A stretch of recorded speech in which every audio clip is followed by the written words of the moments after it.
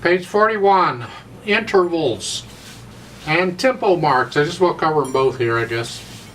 Normally I wouldn't cover this type of thing in a video, but intervals are kind of important to know about. You may not really use them for a while, but you need to know about them. So I'm going to go ahead and devote this video to it so I can concentrate on them. So if you're not interested in intervals, you can skip this video. Simply put, an interval is the distance between two notes. Can't do any simpler than that. Doesn't matter what the notes are, any two notes. They could be at the same time. They could be one after the other. They could be one way after another. One could be at the beginning of a song and another one could be at the end of a song. Doesn't matter. Any two notes. That distance between them is the interval. Intervals are numbered. The number is the number of steps in that scale between those two notes. So let's go back to C major. If you're doing my C major scale, then you know it's all the white keys, and only the white keys, not the black keys, just the white keys. So if I take any two notes that are white keys, I can count them and I'll get the interval. Now they're using seconds and thirds and all that. I'm just going to show them all to you because it's pretty simple, really. Come on. If I do a C and a D, they're next to each other, and I count them, I go 1, 2.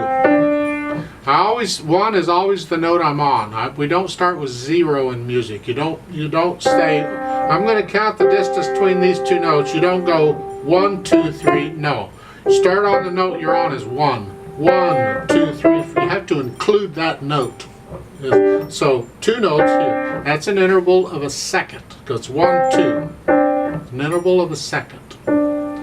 Here, 1, 2, 3. That's an interval of a third.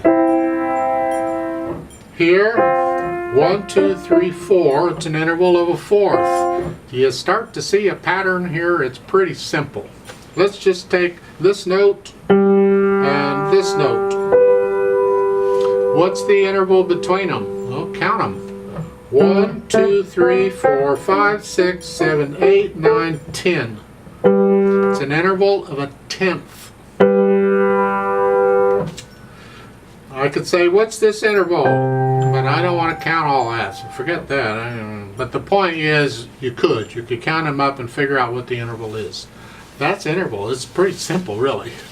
We use intervals a lot in understanding the music and the music theory and the stuff underlying, and they will help you when you learn to recognize them in the music and dealing with different kinds of chords and so forth. We're kind of giving you little pieces here, and we're slowly building it up to where you have a better overall picture of what's going on.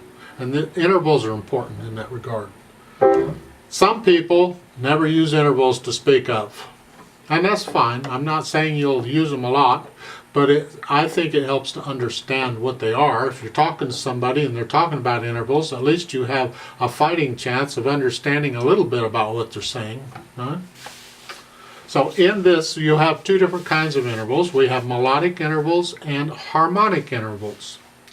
Well, think about the words, and a melodic, think about a melody. This is where the notes are one after another. In a stream of notes, a series of notes, whatever, that's melodic. Anytime you have the notes one after another like that, it's melodic.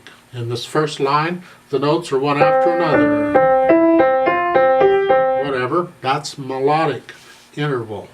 The idea is that even though the notes are not played at the same time, your brain will still hear them both. It will hear both notes because it'll retain the first note for a little bit before it forgets it.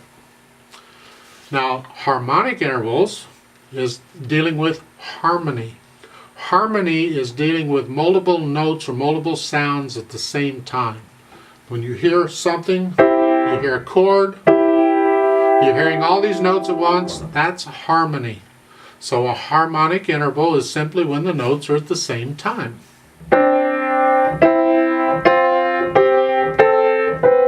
Whatever.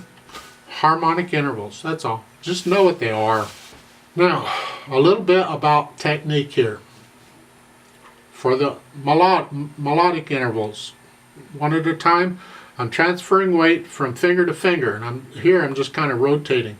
The motion is a very little motion, and I exaggerate it for the camera. The motion is actually just a very little motion. You can't hardly tell it at all, and I can keep going. I'm not holding the wrist still, the hand still, and trying to use the fingers to do this. I don't recommend that at all. Just do it.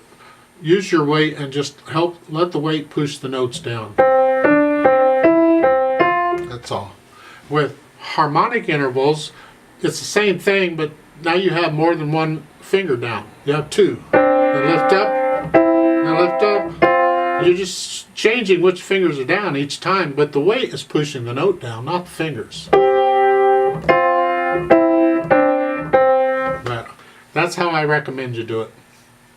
Let's go over these two lines, melodic and harmonic. One time, they're not repeated or nothing, and I'm going to go straight from melodic interval to harmonic. I'm going to count us in for both. I'm just not going to talk between them. So you have both hands on the keyboard, and here we're in C position. Both hands are in C, where the bottom note of each hand is a C. So just keep both hands up there. We'll just go straight from the first line, and then I'll count us in 4 counts, and we'll do the second line just to check the notes, and we need practice at playing stuff anyway, so let's do this slowly on these intervals. Now, in time, it would help too if you'd learn to recognize the intervals in the written music. Well, in a second, and this just takes time, in a second, it's easier if you look at the harmonic intervals where you can see both at the same time. A second, they're next to each other. A third, they're each on a line or each on a space, because there's going to be one step in between. A fourth, it'll be one line and one space, or one space and one line. They'll be different. And a fifth, again, they're going to be both on lines or spaces with a line or space in the middle. It's like that fifth. Well, that's like a third and a third, like a fifth. So 3 and 3 are 5. And you're saying, huh? Well, keep in mind, we don't start with 0. So when you're counting these intervals, it's 1, 2, 3. But then in the next one, you're going to count that note again. It's 1, 1, 2, 3. So it's 1, 2, 3 here, and 1, 2, 3 here.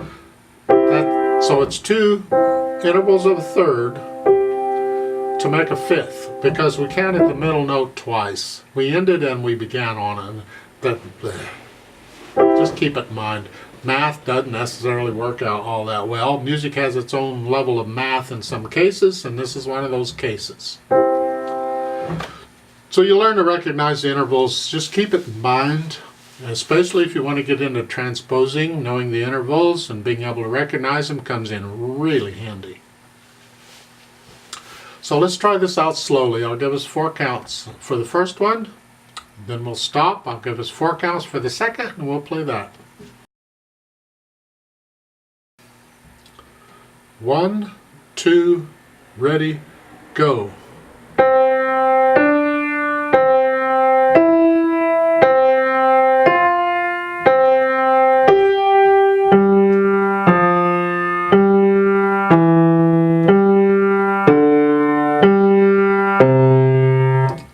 Harmonic. 1, 2, ready, go.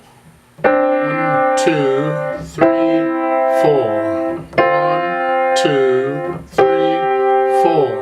1, 2, 3, 4. 1, 2, 3, 4. Off. Then finally, at the bottom of the page, they talk a little bit about tempo marks. A tempo is the speed. That's how fast you're going to go.